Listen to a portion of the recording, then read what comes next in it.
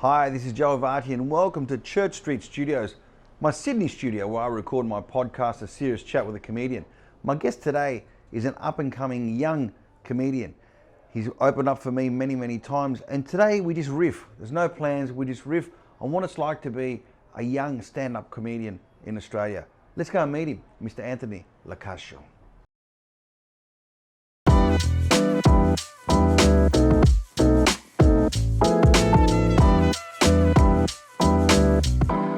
Anthony, thanks for coming, mate. Thanks for having me, Joe Avati. Mate, you're stuck with me. I'm stuck with you for 3 days. Yeah. Today you're on my podcast. Tomorrow I'm on yours.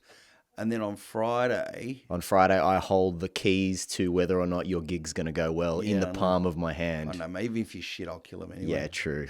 You know, that's what you said to me the first time I opened for you. You're like, don't worry about it. Even if you shit, I got this. Anyway, it helps. It actually helps. Right, yeah, okay. it's like, you know what? Fine. There's no responsibility here.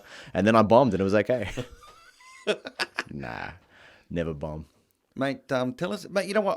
I thought, what are we going to talk about? I thought, you know what? There's some stuff that I just don't know about Anthony. Mm-hmm. So how did you get into comedy? What a story. So I went, I'm the next generation down from you. So your parents are born in Italy, right? And yeah, my dad was. My mum was born in Australia, but Okay. she's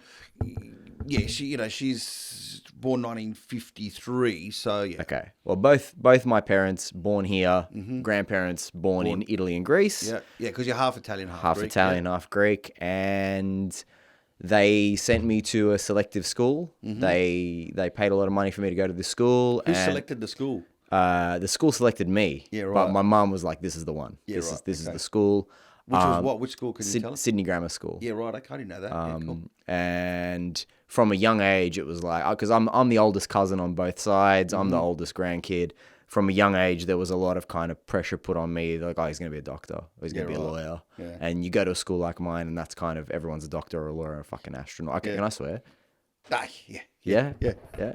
Try not too much. Not too much? Look, the people that listen to this, there's not going to be any old nonnas, I don't think, listening to this. They don't care. So I went to this school, and I went and did a law degree when I finished university. But I found myself delving into the university culture a little bit too much.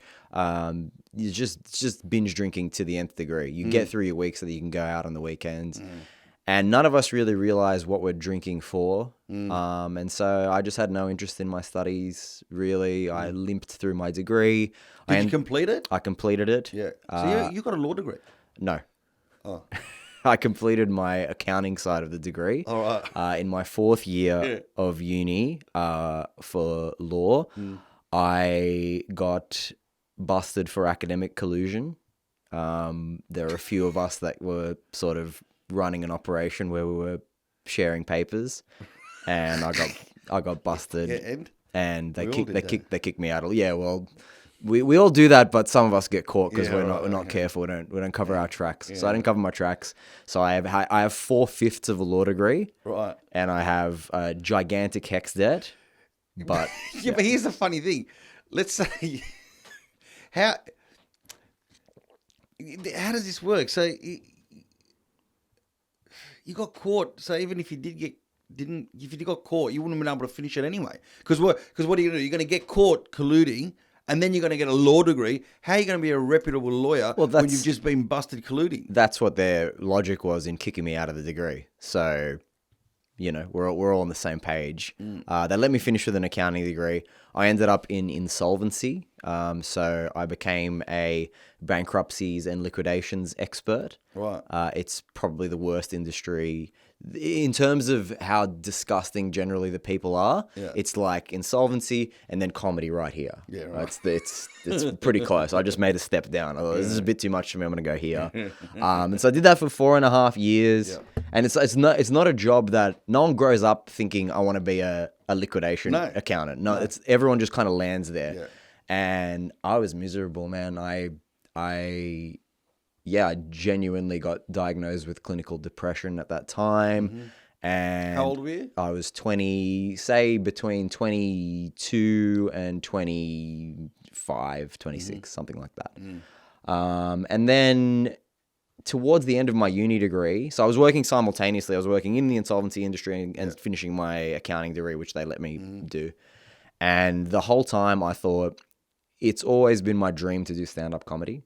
You don't, and this is something that I'm very interested to ask you, but we'll save it for my podcast. Yeah.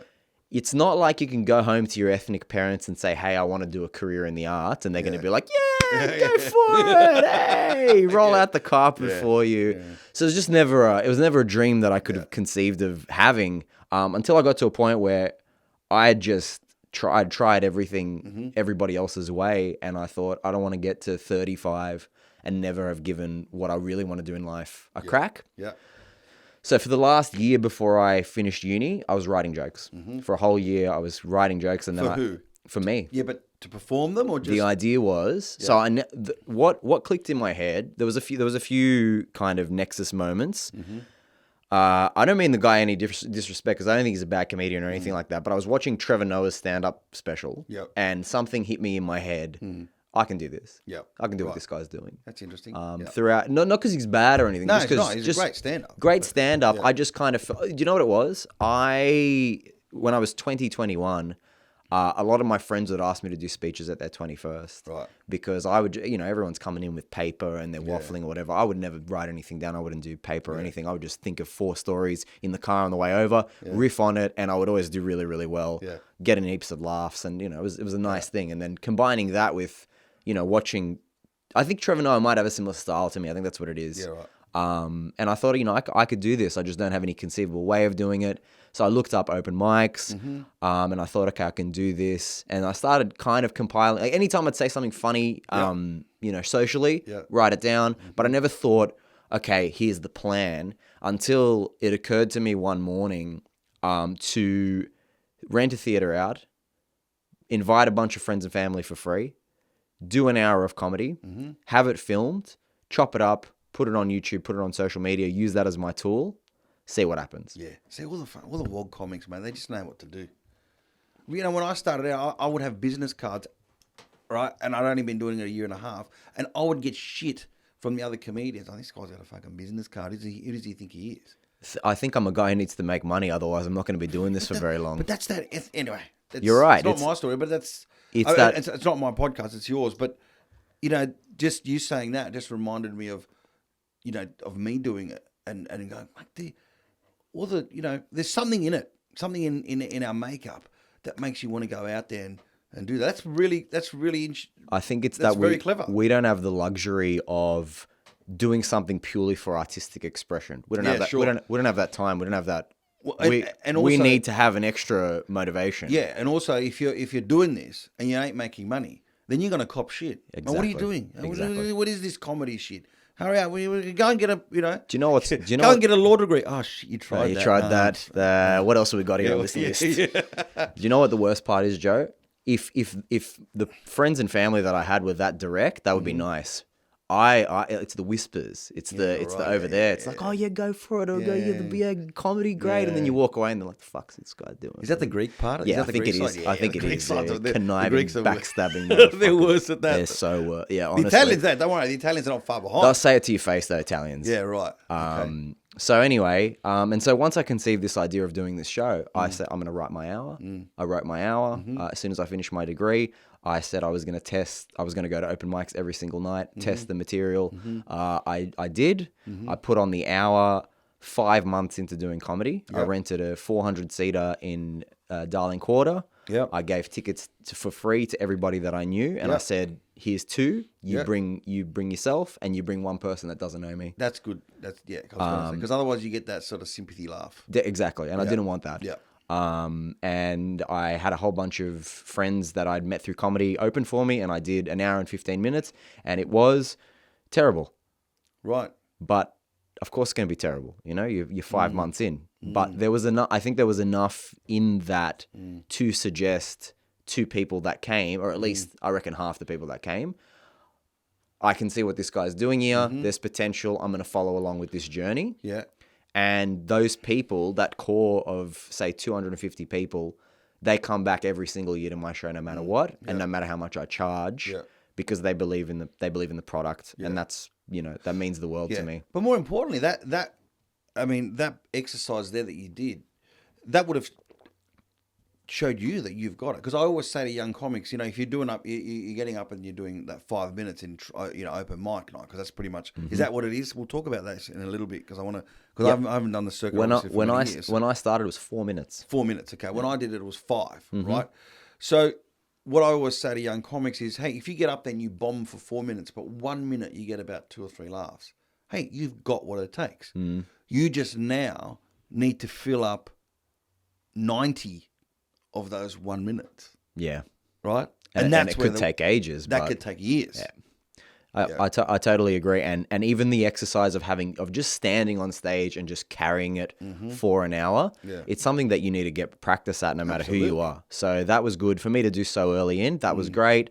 And I made it my mission to do the same thing every year at least in December. I stopped doing it in December after the festivals happened. But every year in December, I said, I'm going to do the same thing, new hour, make sure these people get what their money's worth, and I'll show you what I've been working on for this year. And that worked great at developing an audience in Sydney. I put the videos online. Some of them did pretty well. You slowly develop an audience that way. Most of the other open mic comedians in Sydney absolutely hated me after that. Who's this guy? Who does he think he is? Who does he think he is? Why has he got business cards? Yeah. And do you know what told me, though, that I was right about doing this, Joe? A couple of months before I decided to do this show, I was sitting around with some of these comics at an open mic night, and I really wanted to know, people were getting bookings, and I'm like, how do you get bookings? Because I thought I'm getting pretty good. Yeah. I can at least do 5-10 minutes worth of passable comedy. Who do I meet? Who do I talk to? How do I get these bookings? Yeah. And the answer that I was given was, in order to move up, you got to hang back and sink beers with the boys until 1 o'clock in the morning, right. And it's just a word of mouth social thing. Yeah. And I thought, I don't have that kind of time. Man. So I went this route, and that's the story in a nutshell. And then, I didn't know that you went to uni and you got kicked out, and that you rented your own theatre. That's. Me and the core of guys who opened for me, we would do that a lot after that. Thereafter, it seemed like a good idea, so we'd rent a different theatre, and we'd try it again and again. And then eventually, I thought, well, I can do this at the Comedy Store. And since 2019, every year I do a show at the Comedy Store now. So how long have you been doing stand-up now? 5.5 years. Yeah, right. Yeah. A lot of people that I am around, they're like, well, you minus the COVID years, the 2 years of COVID, and I think that's bullshit because I don't. Why is that? Yeah. Because I don't think you stop being a comic when you're not on stage. I think I took that time to write. I took that time to grow personally, and all of that stuff super duper important. Absolutely, as a comedian. So 5.5 years. Let me ask you. So you and I did a little bit of writing for the show that I'm doing right now, and which was a lot of fun. I really enjoyed that. Now there was one bit that I was working on where I had to do like an Indian Uber driver accent, right? And you're like, bro, you can't do that. I said, why can't I do that? No, you can't, man. Yeah, I can, and I do it, and now, and it stuck with me because I remember thinking, shit, that's very different to the way when I started. I mean, obviously I've been doing this 27 years, so I started in 1996, right? Now, I hope that max adds up there. I'm pretty sure it does. So you're saying that you can't get up on stage now at open mic and do an Indian accent if you're not Indian, because what's going to happen? You're not going to get worked. Okay. And the key difference is in the size of yours to my audience, right? You've developed a loyal audience who come to you for your stuff, and you're not going to lose them. Yeah. I don't think I have the time put in that I can be, I guess, arrogant enough to think that I can just do whatever and lose people. The difference between doing it at, like, if I went to most of these open mics, they're in Sydney's Inner West, they're in Newtown. This is the workest people in the world. Whether I think it's funny or otherwise, you got to be careful. And say I have a 10 minute spot at some semi-pro gig in Newtown with the express purpose of testing the next 10 minutes for my new show. Yeah. If I whack in an Indian accent in the middle of it, I've basically screwed myself for the rest, and I'm not going to get a proper gauge on the rest of the material because they're going to think I'm a bad person no matter how nuanced it is. And I'm wasting my time because that's just the way, that's the way my generation thinks. And I don't necessarily disagree with it. I think, when I started, I was doing accents a lot. Yeah. And I had that kind of beaten out of me by not only the audiences but the other comedians. There's that word hack. You can't do this hack to do accents, to do impressions. But what's wrong with that? Not a lot of people can do it. So why can't you do it? I think the ultimate idea is that because you'll notice that white comedians can get away with doing Italian accents, right? No problem. Yeah. Right. And a lot of people do Italian accents. A lot of people will do German accents. A lot of people will do, and I think it works on a hierarchy of oppression. Genuinely, right, I think it does. I think white people accents are perfectly okay. You see people do Swedish accents, and it's okay. Yeah. But as soon as you do an impression of an accent that represents a people that have been, I guess, more subjugated than your people, it's punching down. And as soon as you punch down, it's it's over. Yeah, right. But I saw your show when I opened for you at the Palais. I'm in Melbourne one night. I hung around to watch the show. And the way you did it wasn't like, the way you did it was different to how I was envisaging like you doing it. Yeah. You did it as tastefully as you could. And the joke wasn't, look at how funny this accent is. Yeah. The joke is about, if I can spoil the joke is about how the cabbies are always on the phone. Yeah. Yeah. And it's a low mumble. Yeah. You don't say anything particularly offensive. Yeah. You're just setting the scene. You're painting an image for the audience. That's fine. Yeah. So, yeah. Yeah. Okay. So if I was to, in America, and let me ask you this too, when you're doing the circuit, because I haven't done the comedy circuit for a very long time, but there are comedians in America who, when they're trying out for a Netflix special level, will go to all the comedy stores and improv and all that kind of stuff and just turn up. Bill Burr will just turn up. Seinfeld will turn up. Louis C.K., Joe Rogan will just turn up and test the material. I've been trying to get you to turn up for months. Okay, well, I might do that. Right? I will. Actually, I will. I promise you. All right. I promise you right here. I will do that because I've got something coming up next year, which is pretty interesting. I'm not sure when this podcast will drop, but in 2023, I've got something really interesting coming up now. So I want to do that because you know why? Normally I have my own tour. So what I do is I do a country run, or I put on some just a bunch of shows, sell them out, and use those as the test. Yeah, exactly, exactly. So, because it's more my audience, but the other thing as well for you is that because the years of experience that you've put in, the threshold for this is going to work is much smaller than mine, right? Yeah. So your intuition is 22 years in advance of mine. Yeah. I couldn't take those risks. Yeah. My intuition's getting better, of course. The more time you spend on stage, you like when you're writing, you think, okay, this is going to be funny, and more often than not, you're able to extra perform it, and you can actually make it work. Yeah. But the earlier you're on, you've got to just test it and test it and test it. Yeah, absolutely. Do a lot of the big names pop in and do? Depends on who it is. Hughesy all the time. Yeah, Hughesy does all the time. Yeah. I'm doing gigs. So a lot of people watching from overseas. There's a popular Australian comedian called Dave Hughes, who's on the radios, TV, lots of stand up. He's a larrikin. He's well loved. The other Steve Hughes used to pop in all the time as well, but I'm not sure how famous Steve Hughes is anymore. Yeah. But in terms of in England, he was pretty big. So Steve Hughes was from my alumni. Yeah. Okay, so my alumni was Steve Hughes, Kitty Flanagan, Julia Morris, Tom Gleeson, Carl Barron, Akmal, Tahir. From time to time, Yeah. there has been an Akmal drop in. Yeah. From time to time, there has been who else did you mean? Tom Gleeson has popped in a couple of times. Yeah.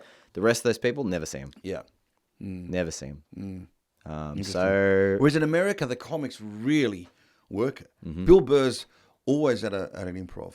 but I think the difference is that when you do the Comedy Store in LA and you're on one of those blockbuster shows, Yeah.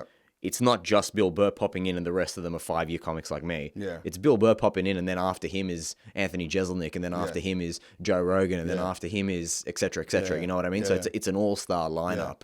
And there are still shows like that where it is Kitty Flanagan, Akmal, et cetera, et cetera. So you should do those. Yeah. Maybe I will. Maybe that's what's coming up. Hope you're enjoying the podcast. We'll be right back straight after this ad break. Hi, this is Joe Avati, and I am very proud to say that I am now one of the brand ambassadors for Elite Supplements. One of the supplements I take every day is resveratrol, an anti-aging supplement. You know how they say that 1 glass a day of wine is good for you? It's because it's got resveratrol in it. But do you know how much wine you actually have to drink to get any benefit of it? 11 litres. Now, it doesn't take Einstein to figure out that if you're drinking 11 litres of wine a day, you ain't going to be around long enough to see any benefit. So make sure you get your supplements from Elite Supplements. Resveratrol worked for me. Look how young I look. And I'm 73. Hi everyone, I'd like to thank one of the sponsors of the podcast, St. Romeo, who provide great skincare products for men. I'm going to show you some of the products. St. Romeo facial cleanser, rock and roll face scrub. And if you had a rock and roll lifestyle, you're going to need a face scrub. This is their deep cleansing charcoal bar.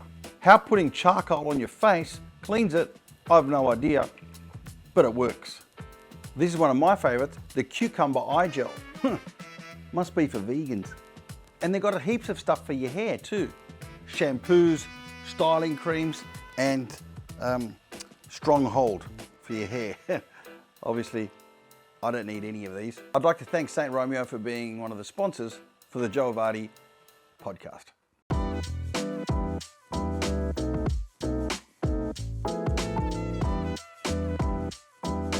I wanted to ask you something else about the circuit now versus when I was... Oh yeah, okay, so here's something. So obviously... so here I am doing stand-up 1996 is when I started, okay, 96. I stopped doing the circuit around about 2000, 2001, because then my career just went, and I ended up overseas a lot. So I didn't need to do the circuit anymore. I had my own circuit, really. And there was obviously no...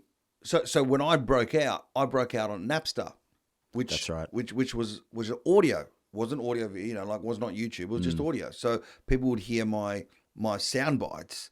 And that's what launched my career overseas. But, internet was in its infancy, and it wasn't like today, where you can get people who break out online. Okay, so what's the vibe with the young comics on the circuit who are doing pure stand up with people who are breaking out online? And making it online without having stepped on stage before. Now, you might argue and might say, listen, you're making people laugh. Doesn't matter how you do it.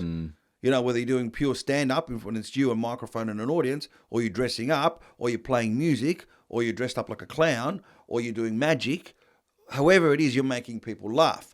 What's the vibe on those other people who don't do stand-up, calling themselves comedians on their Instagram page or on their as a title? If by what's the vibe you mean how do I feel about it, then I'll tell you off mic. But not only how you feel about it. What's the vibe? Okay, so let me give you an example. So when I started, I was doing a lot of corporate work as well as that because I was handing out business cards. But I would bring the guitar in, and there was a select group of comedians who were like, mate, you don't get taken seriously doing guitar. Right. We're doing parodies. Okay. Right? The real comic doesn't do parodies, mate. Half the people I perform with are bringing the guitar or the ukulele. Yeah, right. Okay. So there was a bit of a stigma attached to, and I think it was one, I can't remember, it was a comedian called Fred Lang. Does Fred Lang still? No, okay. He was a butcher by day and he was doing comedy. It was good. He was a decent comedian. And he goes, mate, let me tell you something. You know, you start now. I remember he took me at the back of the Comedy Store and he put his hand on my shoulder and he goes, you know what they say? There's a young comic and he's trying to make it. And one of the big guys goes, mate, all you need is another 5 minutes and a guitar, and you get there. You know, like he was having a go, really. Right. You know, like. So that, you know, like, There's, what's the okay, vibe? there's definitely an equivalent there, and there's a lot of people that are calling themselves comedians, and I think there's the distinction between stand-up comic and comedian is important because traditionally, you know, Bill Murray is considered a comedian. Never done stand-up before, but he's a comic actor. He's a comedian. So I would never say that you can't consider somebody that does a daily TikTok sketch and has 400,000 followers because of their daily TikTok sketches, and it's just them in the car going XYZ. I would never disparage their credentials as a comedian, but they couldn't do stand up. Yeah. Because you know this better than I do. Yeah. The cultivation of skills, timing, your cadence, the way you walk around on stage, who you look at, all of these things, you don't just develop them. No. They are years and years of you know, trial and error, learning, and those skills can't be taught. However, to create an audience, you're right in saying that you can use the internet as a tool, but that only means that it's totally homogenized and absolutely everybody's on there trying to do that. So to stand out, you need to have something else, and I'm sort of trying to figure out what that is. Yeah. This is the first year this year, 2022, that I did the festival gauntlet. Yep. And I sold pretty well compared to a lot of people in my cohort. Yep. For a number of reasons. I think I called my show "Don't Call Me a Wog." Yep. And that always, you know, you know better than me. That word attracts people of a certain description, and I have a decent online presence. Yep. And my show was good. So in Melbourne, word of mouth, because Melbourne gives you the opportunity to do the whole month's worth, and word of mouth really gets the ball going. You did the Melbourne comedy, because I remember I did a post or a couple of posts. Yeah. You shouted me out. Yeah. I did Melbourne, and I did 10 shows, and the last 6 were all sold out well in advance because I had people saying, "Oh, I came last week. I loved it so much. I'm here with my mum tonight, etc." Yeah. And that's the good thing about Melbourne, but that doesn't work everywhere else. No. But you're a hardworking comic too. I can see it. And you're a writer. You know, I can see it in the way you write, and I can see it in the stuff that we did together, the way you think. You know, and it's pretty good. You know, for someone who's been doing it for 5 and a bit years. So you know, you put in the work, you put in the effort, you'll get it. You'll get there. I like to think so too, and I think that you know, just wanting it more than anything is the way to go. Because I've done this is the hardest I've worked on anything in my life. Yeah. But that's not saying anything. You know, I got kicked out of a law degree. I sleptwalked through school. You know, I've never been a hard worker at anything that I've done, but I want this. So here we are. Yeah. You know. Do I have a little bit? Okay, so there's a few people that I know that did stand-up comedy for 6 months, and then during lockdown they put up a few TikToks about, I don't know, this is what your aunt wears to the shops or whatever, and those kind of videos, and they've blown up, and now they're able to tour the country, selling out shows off the back of their TikTok following. Right. And Am I a little bit envious of these people? Absolutely. There's nothing wrong with being envious. There's something wrong with being jealous, but nothing wrong with being envious. I think so too, and it's a healthy envy in as far as it it doesn't make me, you know, want to go outside their house and throw a brick through the window. It motivates you to do better yourself. Exactly. Right? Yeah. But I have no desire to go that route. You know, I never wanted to put any content online that wasn't stand up ever. Yeah. I've slightly changed that now. Yeah. But that's only because I can see an opportunity to make my 2 passions my life, and I'm pretty keen to do that. Yeah. Look, I've done the same. You know, we used to do those sketch shows. I mean, and I loved doing the sketch shows with Tahir and Rob. The live sketch shows. Yeah, the live sketch shows. But I hated getting dressed up. Yeah. I fucking hate it. Yeah. I don't know why. The thought of dressing up to do, and I've done it for a long time. So I've been. I don't think I ever saw you do that though. No, you haven't seen me, but I used to do that ethnic dad character a long time ago. In fact, probably 22 22, 23, maybe, no, it was 99 I was doing it. I was doing a show called The Dukum Party. Two old Italian guys with a guy called Enzo Piazza. And we would get dressed up. I would get dressed up like an old guy with a neck brace. We'd turn up to a wedding and do a gig, or at an Italian festa or at a private show. Right.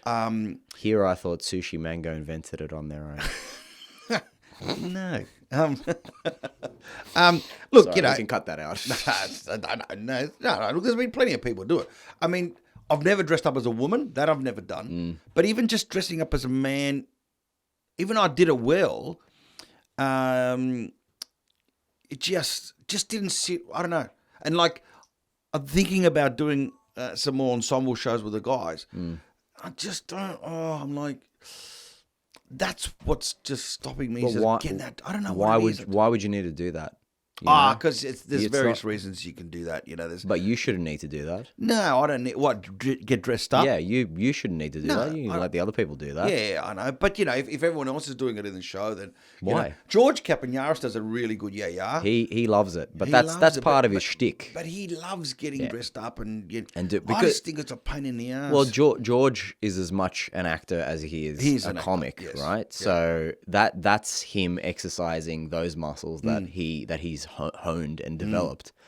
We're comics. We don't dress up. We're not like that. So that's fine. I remember the first time I did the Wild Wogs shows with you guys. Yeah. I was pretty thankful that I wasn't asked to dress up because I don't think I would have been comfortable to do it. But then I saw that you weren't doing it, and I'm like, of course, Joel Vardy's not dressing up like a fucking. But that's But I've done it. There's pictures out there, mate. There's but that I didn't mind playing the character. I think straight out of Compo, I did this Italian guy. But the thing was this. So the other guys would change into different characters. I said, nah. Look, if I have to do a character, I'm doing the same guy in different sketches. Yeah. Right. So continuity. Continuity. Right. And look, it was a great character. But, I'd been doing it for a very long time, and doing that old Italian dad and the old Italian nonno as well for a long time. I'm more of a purist, I think, I prefer to do 100%. Stand-up. And in the stand-up, that's the beauty of stand-up.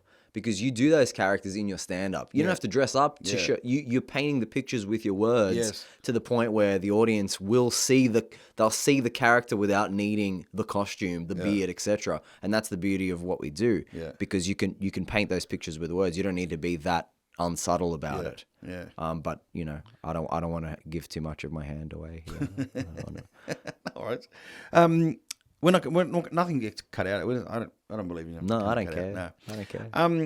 What else, mate? What else do you enjoy about stand up? There was that gig that I wanted to talk to you about because I've never really had a chance to speak to you about it. So I was doing the Palais and I was doing 2 shows, and I decided on this tour I'm not having any opening act. I'm just going to do the 2 hours on my own straight. But the Palais. So we put on one a show, and that sold out. So we added a second one, but the second one was earlier in the day. The 4 o'clock. PM, right? So they said, you can do that one, but we've already advertised in the second one that you're going to have an opening act. Right. So they undercut you. So you got to go. I said, no. Well, we don't. I can just do it on my own. No, that's what it says on the ticket. Go and find it. But we had Frank Latito opening, but he had something had happened. He couldn't do it for medical reason or something. Yeah, okay. And so you got the call. Yeah. Like a day, was it? You go, yeah. So this was great because you killed that day. I did do pretty well. Thank you. But the night before was the last show of my tour. Right. The night before was the big final. When did Sydney you get the call? show. I can't remember. When you called me on Thursday. Yeah, right. So it was Thursday afternoon. You called me. Hey, we'll fly it on Saturday. Yeah. Friday night, I did the biggest show that I've ever done for me. Yeah. I did the Factory Theatre, the main one. Yeah, which is about 450, 500. 500 seats. Yeah. And before you called me, I'm like, well, this is the biggest show that I'm going to do. And I did it, and I didn't actually like it, the Factory Theatre. I actually found the Palais a little bit easier because 3,000 people was always easy. Even if you're half good comic, 3,000 people is easy. I think so too. I know. I say that like it's flippantly, but when you really get into the craft. Yeah. Yeah. And I think so too, because it stops being a bunch of people. It's just a mass. A mass. Yeah, exactly. Yeah. And you're battling the But mass. you need to know how to work that mass. That's a different thing that we'll probably talk about tomorrow. Yeah, exactly. I think we will On your podcast. But on the Hackpack podcast on YouTube,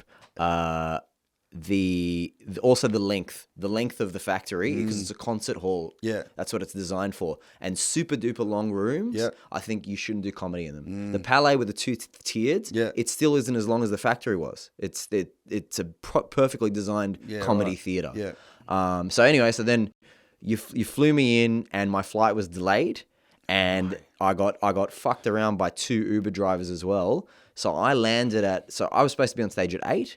I landed at 7:10, and I managed to get in an Uber I got in a cab, actually. I couldn't get an Uber. I got in a cab at like 7:25, and I'm on the way to the Palais. And I literally got in, put some gel in my hair, and went, let's go, and did it. Wow. Because normally you'd be freaking out. You'd be preparing. What would you have been doing? It's like you're getting a call to do half an hour in front of 3,000 people. Do you know what, Joe? And perhaps this is folly of mine, because I don't know if you still go through this, but I think the comedian universal experience is, you're only as good as your last gig. Mm-hmm. And if your last gig went great, you're God. And if your last gig went bad, then I'm the piece of shit, and I don't even want to walk around in the world. Yeah. I can sympathise with that. I was coming off a really successful tour, and doing your hour show for that many nights in a row over that period of time to that many different people in that many different cities, you grow. Yeah, you just do. Yeah. And so when I came in, I knew I was going to do well at your show. So I was cool, calm, and collected. For the first time ever opening for you, I'm like, I know this is going to go great. I don't care. Yeah. You, on that night, were more nervous than I've ever seen you. Yeah. Wonder why. I don't know. That was the only time where you haven't had that. Yeah, even if you bomb, I don't give you. Yeah. I was nervous for you, or I don't know, but you came and checked on me 4 times. You're like, "It's gonna be all right." No, you want me to announce you like this? Yeah. You're gonna be all right. Make sure you look there. Make sure you say this. Yeah. It's all right. Maybe because we were filming. Maybe. No, I think I was I wasn't. I don't remember being nervous. You know where I was nervous? At the State Theatre a couple of weeks down the track, because it was a massive Sydney. In Sydney. Yeah. Not because of the material, because by then I knew the show was it's much better now. This was after Palais. After Palais, yeah. So I knew that it would in Sydney it would be good. I was just nervous because we had 8 cameras filming the whole thing, right? And that's very expensive, and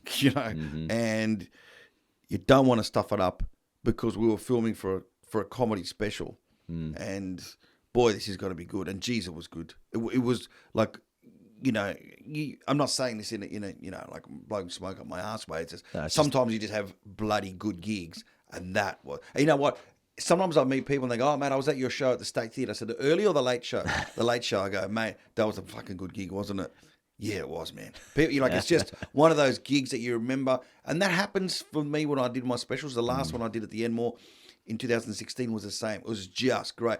And Jim Hare, who filmed it, who films most of the big comedians, he goes, "Mate, that was the best show I've ever seen." Wow. In all the comedy that I've filmed. Not 2016, this one. The one now. So yeah. I guess the big thing that's coming next year is you're releasing a special. Well, I'm not sure if we're going to do that, actually. Okay. Because the show's actually even improved even more since then. So because I've done, just on this run alone, 72 shows. Yeah. Right? Just in 4 months, let alone what I did overseas and all the rest of it. So this must be the hardest you've gone in years. Yeah. I've got 19 shows in 23 days from last night. It's full on. But it's also because the show has sold out. There's no more room to go. 18th of December, and that's it. And we go do something else next year. So I think I was probably nervous more for you, because I wanted you to do well. Because fucking up in front of 3,000 people is a big hit. Oh, definitely. It's a big hit, especially when they're all, my people, which are potentially big fans of yours. But you did really well, and you saw it, didn't you? Your Instagram page went up. So how many chicks? That's the only thing when you have a good-looking guy opening for you. It just takes the sting away from. Well, I hope your wife appreciates it. I was waiting for that. I have gotten into the habit if and the last few. So I've worked out how to, you know, we've had enough chats after gigs where you're like, mate, you gotta figure this shit out. Yeah. Because I was always obsessed with. I remember the first time I ever did a show with you guys. It was in Canberra. Yeah. It was Canberra. There were 400 people at the Hellenic Club. Yep. And I had 15 minutes. And I was basically there off the goodwill of George Capignaris, who had emceed an event that I did, you know, 15 minutes at. And he basically said to Dom Arpa, you know, put this guy on. I went on. And I didn't want to be, you know, I did the Wild Wogs, and I have all of this ethnic material in my repertoire, but I didn't want to be known as the Greek-Italian guy. Yeah. And so when I went into that gig, I'm like, all right, I'm going to sandwich it. I'll open with, hey, I'm Greek and Italian, get them on side, do 10 minutes in the middle of like whatever I want to do, generic stuff, and then close at the end. And you could see the dip. Yeah, right. You could see... These people want that. Yeah. That's what they want. But I didn't, you know, I was stubborn at that point. Yeah. And, you know, Dom said to me at the end, he said to me, you know, you got to make sure you do more ethnic stuff, whatever. And so a couple of months later, we did Melbourne. We did, I can't remember the name of the venue, huge 2-tiered, 800 people. Athenaeum. Not Athenaeum, no, out of the city. Like the Strathfield of Melbourne. It was way out. Mooney Ponds? Nah. Clock Tower? Nah. Where's this? Can't remember. It's 2-tiered, and we were in Northcote? Nah. Jeez, I don't know. Anyway. I want to know where it is. I don't think I've done remember. It. Oh, Derribin Arts Centre? Maybe. Yeah, And it was Preston? a big. There were two gigs. 800 seats? 800 seats, tables. Out. Oh, right. Friday, Saturday night, and it was Sunshine? It was you, me, James Liotta, Gab. It wouldn't have been 800 George. because those venues don't hold. It was 800. It was 800? 100%. 100%. And we had under Costa invoice. Sakalaris, the bouzouki player, was on as well.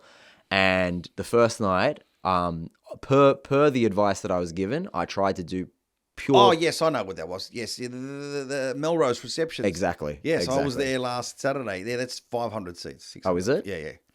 Yeah. All right. Yeah, it's 600 seats. All right. Well, I got Because to. believe me, mate, if I could have squeezed more than 600 seats, I had to put on another show on a Wednesday next week. So I just did it on Saturday with 600 people. Like, oh, where can we put more people? We can't. Well, when's the next available? We're booked out. Well, what have you got during the week? Wednesday. Put Wednesday on, and that's at 500. So I know. All right, let's call it 500 then. Yeah. That's funny. Maybe I registered it in my brain as it was 800 across the two shows. Yeah, but in Canberra, hang on a second, you killed in Canberra. You did really well because your mum and dad were there. Someone surprised you. They surprised you. Yeah, my mum drove down with Yayan Papu. Yeah, that's right. They brought him down to the Hellenic But you did Centre. well. I did well, but the promoter said to me, you know, we want you to do all ethnic material. Right. So I tried to do all ethnic material in the 15 at the first one of the Melrose and chewed it. Yeah, but I remember that night. And you said to me, as I came up, you said to me, what happened? You were good in Canberra. Yeah. I was like, fuck. Yeah. And I think it was more your attitude about the way you came out. Possibly. Yeah, that's because remember we had that chat about, you know, who are you trying to be? Just like remember we had that chat and then I do remember that, that's a lesson that it took me even longer to learn. But the following night I came out and I just did what I wanted to do and it went much better. Yeah, it was good. Because I was true to myself. Yeah. Having said that, now because I've especially having written this last show. So my last show is called Don't Call Me a Wog, and the whole point of it was I have so much Greek and Italian in me, and I grew up with all of this stuff. But I don't want to, like, basically the show is how I don't want to be you. I don't want to be, I don't want to, like, I want to be the first me. I don't want to be the next you. Yeah. Essentially. Like, not you know, I don't come out and say, listen, stop thinking I'm Joe Avati. Yeah. But it's basically that conceptually. Yeah. And because I wrote that show, all of a sudden I've got all of this new material that's about my ethnicity that's kind of a bit more tongue-in-cheek and is me. Yeah.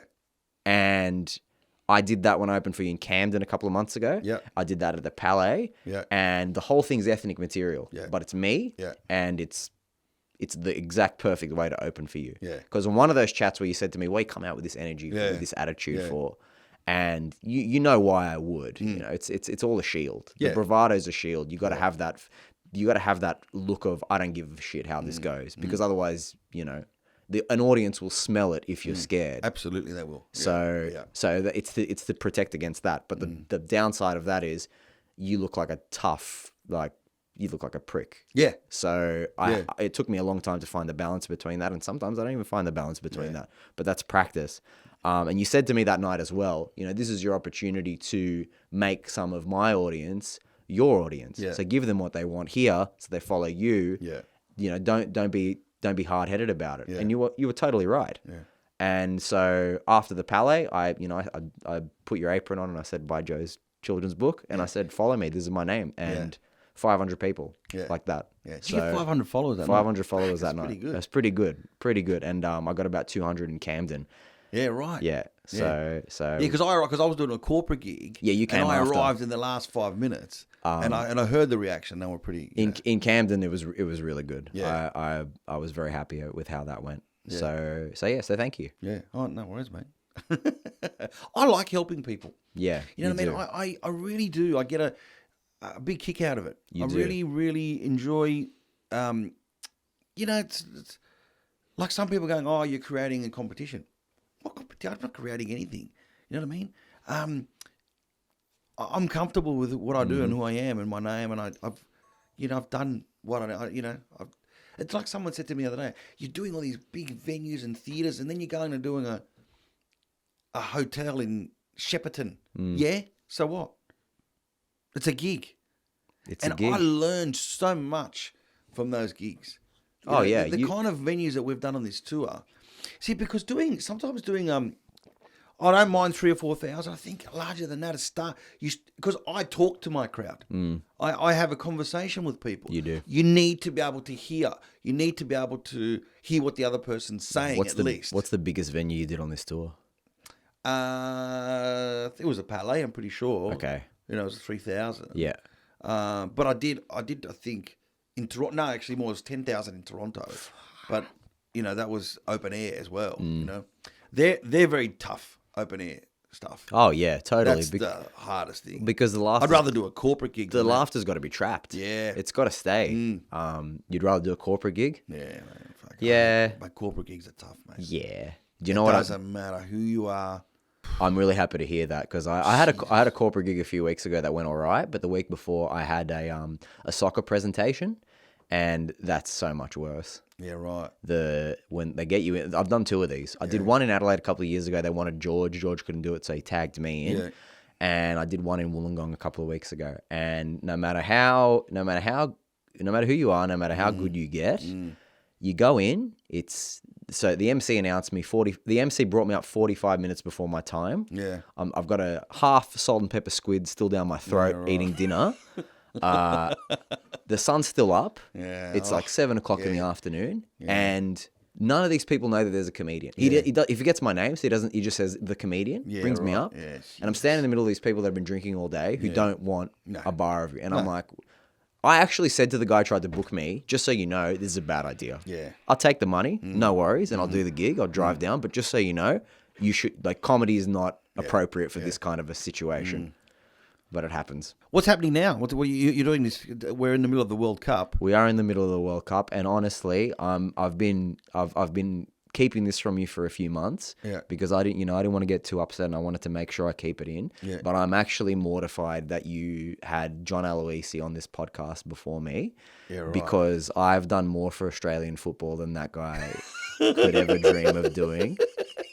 How's that? Because I have a podcast talking about the World Cup. I don't even know who that guy is. I don't know what's he done. Well, the thing I said to John is that even when he scored that penalty, got us in. Then when we were in the World Cup, they kept on replaying that penalty. Yeah, because that was the moment. Yeah, that was. Although in that World Cup, there were a few big moments too. He scored against Japan as well. Yeah. He scored the 3rd goal against Japan. Yeah. I love John Aloisi. He's the nicest guy. He looks like it. He is such a sweetheart. We've become good mates over the years. Yeah, he's a really, really good guy. I got a lot of time for John. Well, you invited me to your party at your I think it was your house farewell, was it? Right. In Melbourne, and this was in the middle of the comedy festival, but I didn't have a show that day. But I had already organised me and my partner were going to go and do something. We went for a big drive. Yeah. So I didn't want to let her down and say whatever. And then when I think you had told me, or I saw a photo that John Aloisi was at the party, and I was furious at her. I was so angry. I was like, you can kick me from a party with John Aloisi? Are you fucking kidding me? I invited you. You did invite me next time. But so yeah, I am. I'm. Well, by the time this airs, the World Cup. The World Cup will be over. But you know what? You can still listen back because you do a critique of it, right? So Tell us what it's about. And also, so the podcast is called Mr. Sitter. I don't know if you're not really a soccer guy, are you? No. Yeah, I didn't think so. I do like it. You like it. I do, but I'm that kind of guy that I don't have the time, mate. I just don't have the time, but I like to watch the good matches, the highlight reel sort of thing. I get you. But I'm sure you know the verbiage of like when you're in front of goal and you miss, it's he missed the sitter. You missed the sitter, yeah. But I'm Mr. MR Sitter. That's the podcast. That's good play on words, I stole it from a guy on Twitter. Anyway. Hey, you're colluding again. You're That's what I do. Yeah. That's what I do. Okay. Good artists borrow, great artists steal. Yeah. So what I'm doing is it's amazing that you've got me awake, Joe, because I have watched every single game of this World Cup live. Yeah. So from 9 a.m. to 6 a.m. for the last 2 weeks. I've been just bendering. I've been sleeping 40 minutes in between the matches. Yeah. And then as soon as the last game's done, I'll film a live podcast in my bedroom for like half an hour and talk about it and release it every single day. That's pretty cool, mate. But that's great because you know what sort of a muscle that builds? 100%. That's a fantastic muscle to 100%. And I love it. So it's not a choresome activity. Yeah. And I really would, if I can look back on that kid that got kicked out of law school and say, in a few years your life is going to be talking about soccer and doing stand-up comedy and that's everything, I'd be pretty happy. Yeah. So this is what I'm building towards.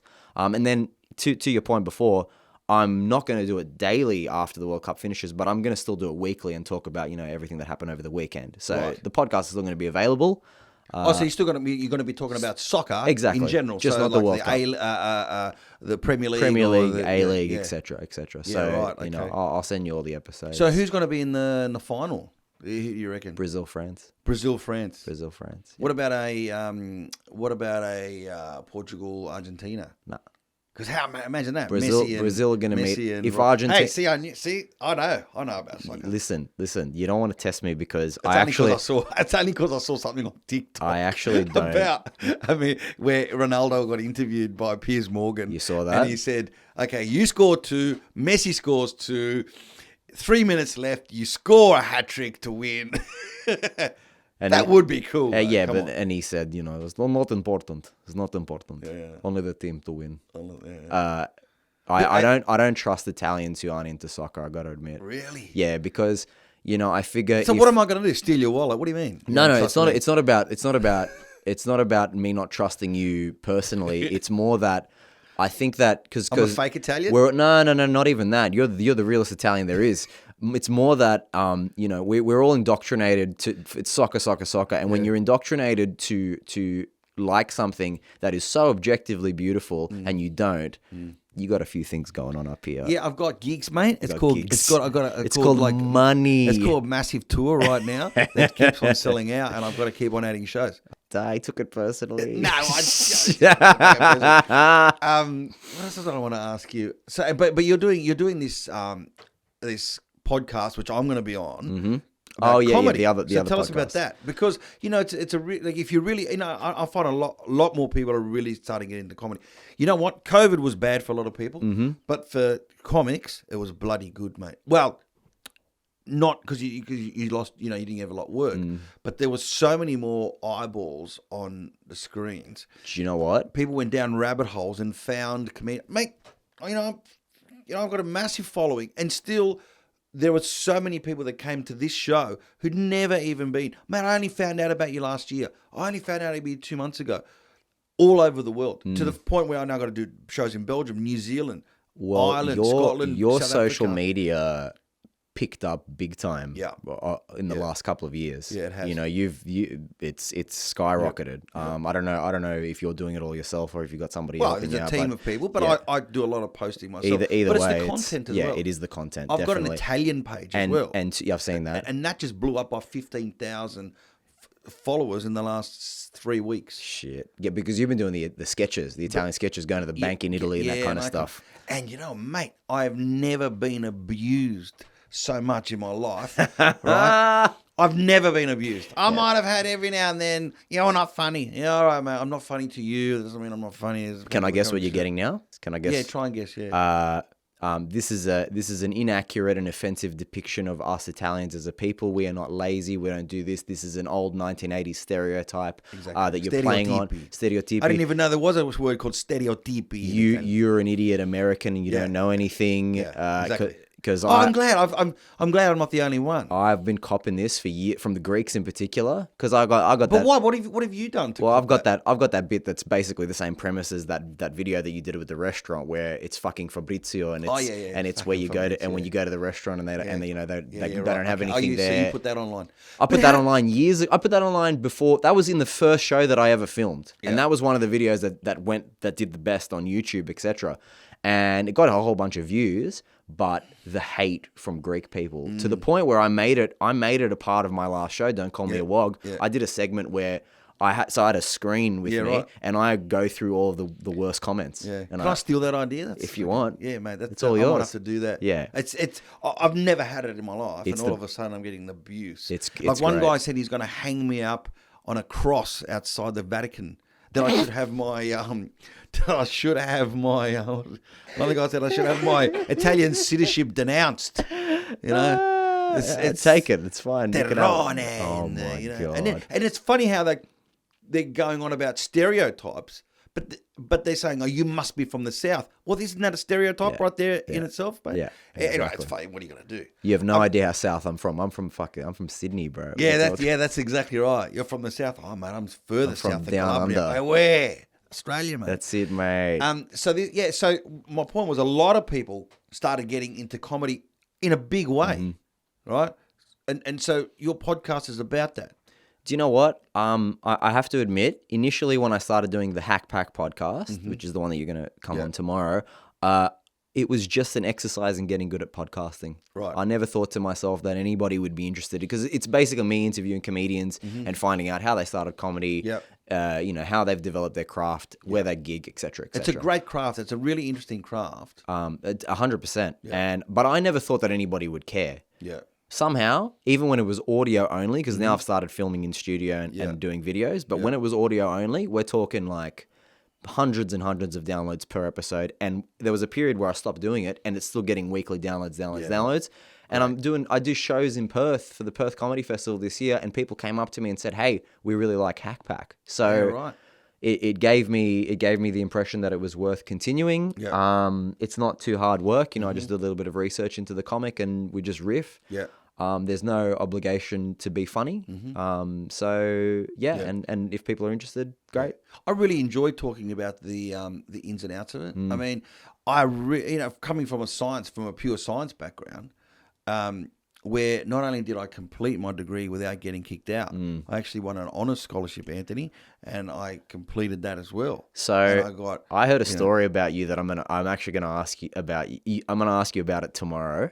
Yeah. But I heard a story. Somebody told me something about you, and I'm like, surely not. But yeah, we're going to save it for tomorrow. You're going to listeners of the Serious Conversation with a Comedian, you're going to have to tune into Hackpack to find out.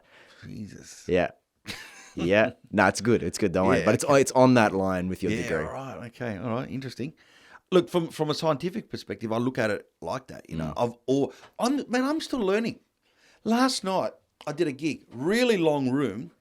I got there before I did sound check. Oh wow, this is going to be a cool man. It was jammed, it was packed. I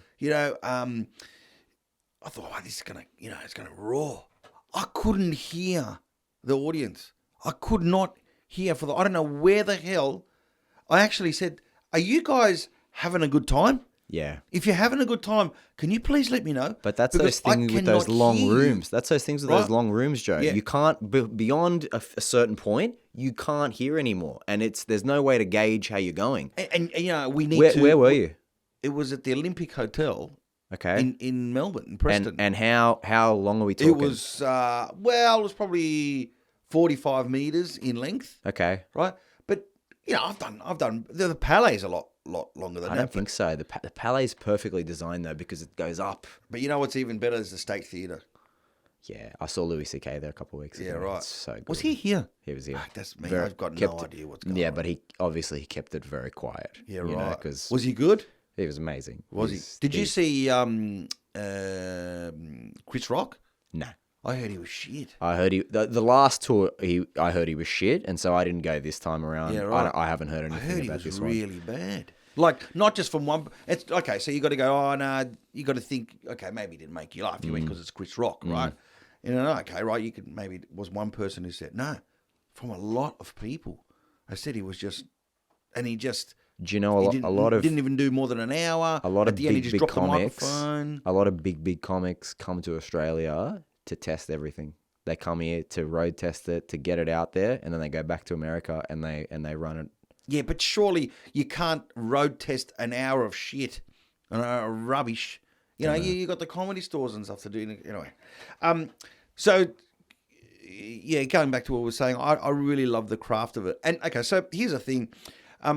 You know, you want to learn guitar, you want to learn piano, you can go to YouTube and there'll be people to teach you. You know, here's a hack. How can you sound better at the piano? Play all the black keys and it makes you sound, you know, you're playing something Japanese, or play these white keys and so on. There's nothing really like that for comedy, is there? I don't know if that's true. I think there are some very key axioms that if you follow them, you will inevitably get better and better over a long period of time. And that's get on stage every night as many times as you can. Yeah. No, but I'm saying somewhere where you can go. So, let me go on YouTube and find out how am I going to do comedy. Right. What are the ins and outs of comedy? There's a couple of there schools are, where yeah. you can go where you're writing in that. Well, I started at a school. Yeah, right. The first thing that I did was a Sydney Community College stand-up comedy for beginners course with Rob McHugh. Do you want to get a longer name, perhaps? Yeah, I know, right? I know. I had already written my hour by this point, so I just kind of went in there to network, and it was good. But and they teach you fundamentals, but I think ultimately, if you're not funny, you got no business here. Yeah. So see, because this is my point before about people calling themselves comedians who've never done stand-up. You know, you don't really. It's about how many hours, because you can do really well online. But then and some people translate it on stage, and it can work well. But you can see the flaws, you can see the holes. But I think the essential bit about being a comedian is, okay, you go and be funny in those clothes next Thursday at 7:30 in front of a room full of strangers on your own. Can you do that? Then you can call we'll yourself see. a comedian. You know what? If you cannot do that, don't be calling yourself a comedian. I fundamentally agree with you, but you know, I don't think that's for us to say. But I will say one thing. I mean, making people laugh, great. If you can make people laugh, cool. Let me ask you this, and I don't know how this is going to play to whoever listens to this, but you do America, you do Canada, you do the UK, and you do Australia, obviously. You do other countries as well, but let's just stick to the English as a first language primary cluster. Where are the best audiences? America. Americans laugh hard, mate. And why do you think that is? Because they've had this ethnic suppression, if you like. Okay. You know, because the Canadians are like us. Oh, they're wogs and they're first, second generation. They're Italian first, then they're Canadian. Like we're Italian first, then we're Australian. You know, I mean that's changed a lot. Same with in England. But the Americans, they will bounce between I'm American and I'm Italian. They feel the same kind of patriotism for both. Yeah, but it's like, you know, when the gay movement started and all of a sudden there was all the marches and there was more of the acceptance. You know, people were liberated. They felt heard. You know, they felt heard. You know, to be Italian in the United States sometimes was shh, just in your little pocket there. Don't be too Italian outside of it. So when I started doing it, I just remember the laughs, the roar. It's like they've never heard any. See, they've had other sort of comedians do topics about being Italian, but not like the way I did it, where it was really hard. Because back in those days, I was doing the bilingual stuff, and it was really hardcore. You had to be Italian to understand the show, otherwise you weren't getting it. I've been to those shows. Yeah, and they laughed so hard. Yeah, you know, they'll stand up, they'll give you standing ovations, they'll clap. The British won't. The British will stamp their feet. Okay. Yeah. And that's where the expression. So can I throw a theory at you? Yeah. I would wager, and this plays into the people that call themselves comedians that get a big following because they do whatever, and then they go and do live shows. Yeah. And like you say, it's good. You make people laugh, but you can see that it's not stand up, right? You can read the music, and it's not quite what you know. I wager that you can get away with that in Australia a lot more than you can get away with that in America or Canada or the UK. And do you know why? Because stand-up comedy is an entrenched part of those cultures, like it is in here. People that go to your audience is the exemplar of all exemplars of this, because people that go to see you, they don't go to any other comedy. They don't go to stand-up. They don't go to stand-up, right?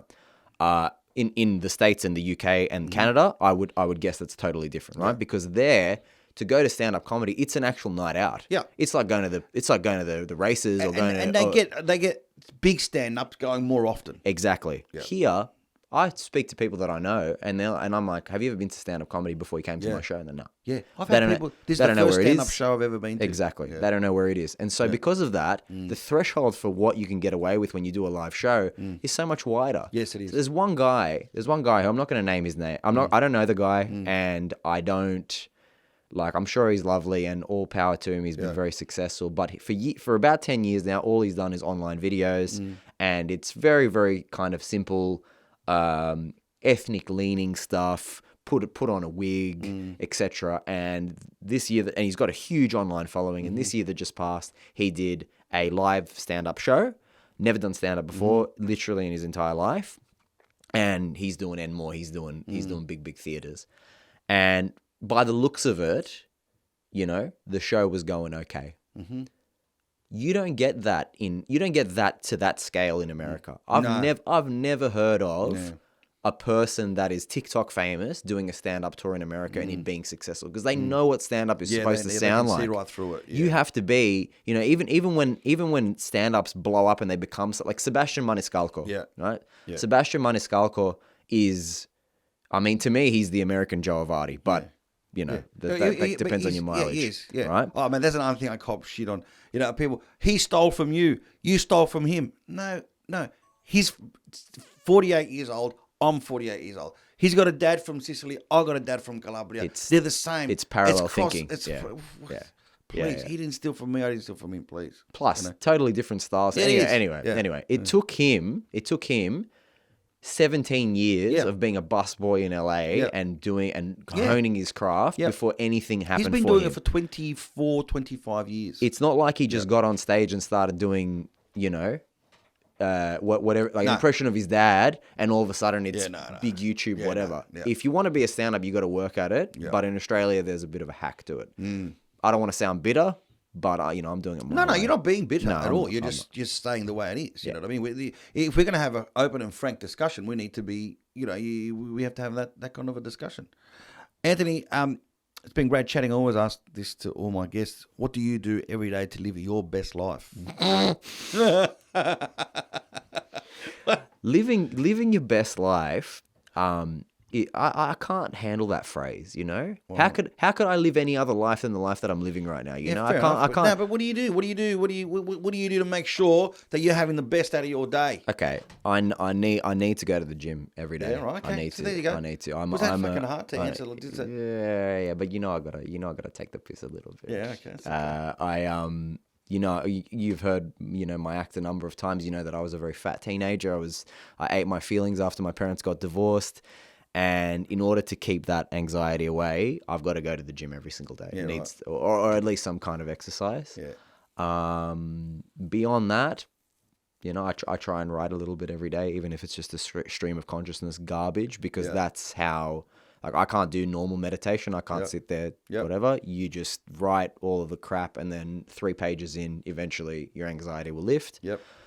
You're right. Writing when you don't feel good, writing it out, writing what you feel, it's really, really helps. Huge. Yeah. Absolutely. Yeah. In terms of every single day, that's pretty much it. To live my best life.